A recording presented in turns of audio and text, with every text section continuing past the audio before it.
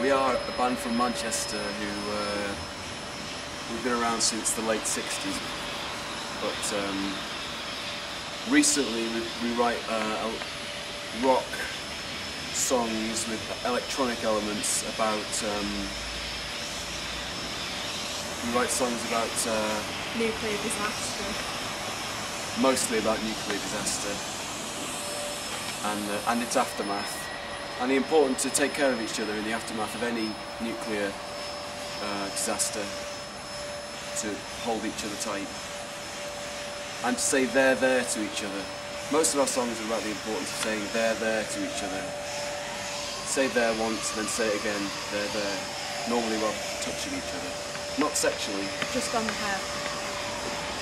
They're there. They're there. Laura's sister, who's called Billy. Our friend Joe Cross, who plays bass. And a guy called Mike, who plays drums. Very well, actually. But he's being sick today. Very busy being sick. I met Joe at school when I was about 11, and we started doing a bit of stuff, and then Joe met Laura in a Logic seminar, talking about Logic, and then we just write songs constantly. I've always known my sister.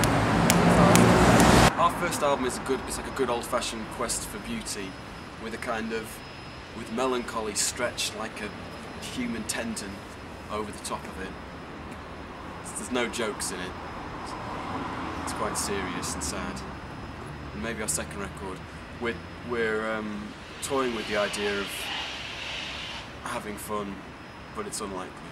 We'll probably just be even more miserable. But yeah, so we're just writing that now, aren't we? Thinking of some jokes. The only jokes I know are just really bad. Really badly politically incorrect. Not for the impressionable minds of the viewers of enemy.com. Are they impressionable? Did you want them to be? I think it's nice to be impressionable. I myself was recently impressed. It was sort of fun. I swim a lot, and when you dive down into the water and you feel the bottom of the pool on your body, and sometimes you get leaves if it's an outdoor pool, and you get leaves scraping along your body. I like riding my bike. I do that every day. That's fun. Manchester's a good place to get things done. You want to actually do stuff, not sort of fuck around talking about doing stuff. Manchester's a really good place to do. There aren't that many distractions. There's nothing to do, but it's big enough to it's big enough to achieve things, but it's not big enough to kind of blow smoke up your arse and distract you, all that kind of thing. Go on now.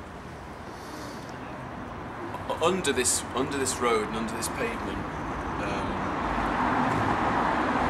recently was discovered a huge cave containing fossilised remains of human bollocks, dating back to the dinosaurs? Dating back to Chaucer's time. Oh, someone was pissing there behind us, but they weren't. Could have been someone on a pilgrimage here. They come to view the bollocks itself. There is also an underground lake of bullshit. I think it's in this area. You're good on tunnels. There's a grate somewhere where it sometimes bubbles out. That's where we saw them. In Manchester, there's the EU Lake of Seamen. There's a lot, if you think about it, a lot of... How much semen do you think there is in the whole of Manchester? Huge amount, but we keep the world's resources here. If you think about the excess levels of semen, all the morning wanks, the midday wanks and the evening wanks, only by men, it's grotesque. I'm not going to tar either of us with the wanker's brush, but there's an excess of semen. Hence the underground reservoirs. book's called Friction. It's about a group of young people living in Manchester who are trying to find new ways of being in love because they're downhearted. They cease to see the point in having sex. In fact, they cease to be able to have sex. They just can't buckle down to it. Mainly because they're surrounded by they're surrounded by the hyper reality of sex on shelves and in films. Sex that is so unreal they can't have it anymore. They can't do the kind of in and out. So they find new ways of doing it, new ways of enjoying it. But they end up dead. Have you ever done it yourself? Shagging? Yeah. I've done it twice. I shagged someone once. Go now, and I'm going to write a blog each day which will document the events on tour in graphic detail, but not banal detail. Celebration of the banal became quite cool for a while. Talking about detail, fuck detail, it's boring. This will be about huge things, the kind of macro effects of touring, the global effects. It'll be funny, as fuck. Exactly as funny as fuck, almost precisely as funny as fuck. And you're not going to talk about concerts? Not going to talk about motorways, not going to talk about fucking stinking socks or